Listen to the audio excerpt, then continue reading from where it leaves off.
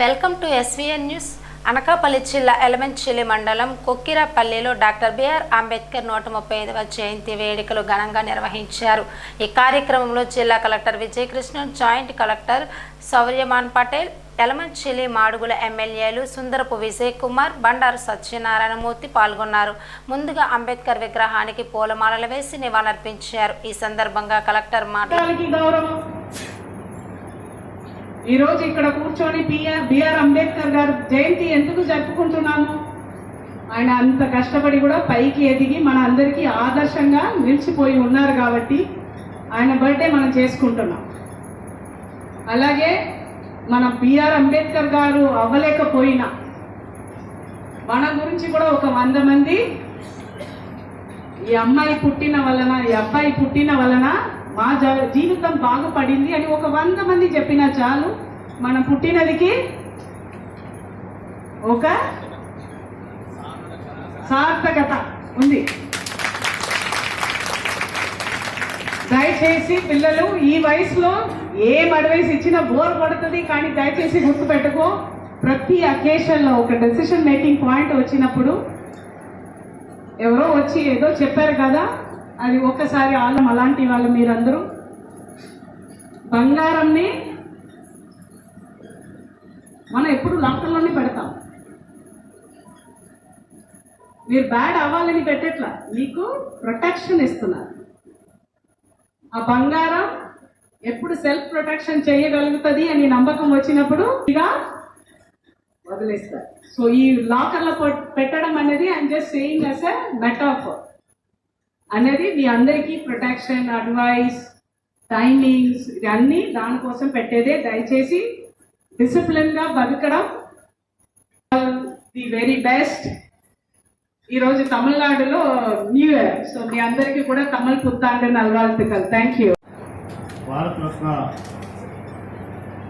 Doctor BR Ambedkar 135వ జయంతికి ముఖ్య అతిథిగా చేసినట్టు విశాఖ అభివృద్ధిలో ప్రగతి పదంలో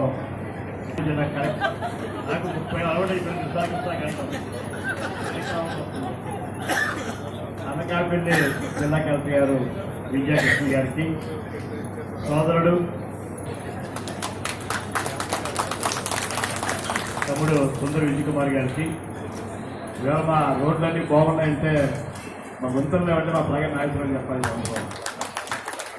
రోడ్ డెవలప్మెంట్ కార్పొరేషన్ చైర్మన్ ప్రగతి నాగేశ్వరరావు గారికి, మరొక సోదరుడు గౌరవ కార్పొరేషన్ చైర్మన్ సురేంద్ర గారికి, మన మేడం గారితో పాటు కమిట్మెంట్తో విశాఖ అనకాపల్లి జిల్లా కలెక్టర్గా పనిచేస్తున్న పటేల్ గారికి, జాయింట్ కలెక్టర్ గారికి, వేదిక మీద ఉన్న మన గౌరవ కార్పొరేషన్ యాదవ్ సంఘ డైరెక్టర్ మాట్లాడేరు. కానీ ఆమె కమిట్ అవ్వాలి మేడం గారు. అందుకే ఈరోజు అనకాపల్లి డిస్ట్రిక్ట్ ఈరోజు అంత ప్రోగ్రెస్. ఇది ఇలాంటి మహిళా పక్షపాతిని కాబట్టి నాకు 2 ఆడపిల్లలే.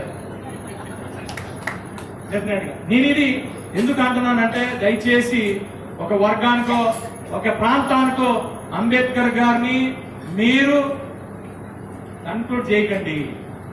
నా సలహా మనసులో ఉంది, ఆ భావాల్ని పట్టుకొని ఆ భావాల్ని ముందుకు తీసుకెళ్దాం.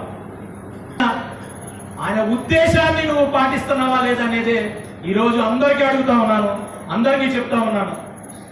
ఎస్, ఈరోజు నాకు ఎక్కడ కనపడట్లేదు, ఎక్కడ కనపడ. ఈ రాజ్యాంగాన్ని రచించిన వ్యక్తి ఎంత చిత్తశుద్ధితో ఉంటే, ఎంత చిత్తశుద్ధితో రచిస్తే తప్పితే ఈ రోజు అనేకమైన ఉన్నాయి. రోజు రోజుకి మారుతా ఉన్నాం, రోజు రోజుకి పరిస్థితులు ఇంకా దారుణంగా మారుతా ఉన్నాయి. మీరు ఒక్కసారి ఆలోచించండి. ఆ రాజ్యాంగ స్ఫూర్తితోనే ఈరోజు ఒక్కొక్క నాయకుడు తయారవుకుంటూ ముందుకు వస్తున్నాం. అతను జీవితాన్ని మనం గుర్తుపెట్టుకోగలిగితే, ఆయన పట్టుకున్న తీరు, ఆయన నెగ్గిన తీరు మనకు ఆదర్శంగా ఉంటుందని చెప్పి కోరుకుంటూ ఎక్కువసేపు నేను ఇచ్చేయలేదు, ఎందుకంటే లేట్ అయిపోయింది.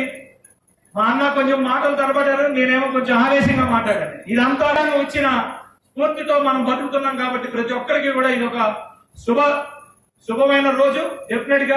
అందుకని మేమంతా వచ్చి ఇక్కడ ఈ పండగ వాతావరణంలో పాల్గొన్నాం. డెఫినెట్ గా ఆయన స్ఫూర్తిని మా ఏదైతే మా నడవడికలో అందరికీ కూడా ఈ దేశానికి వాగ్దానం చేస్తూ ముందుకెళ్తున్నాం. జై భీమ్, జై భీమ్, జై హింద్.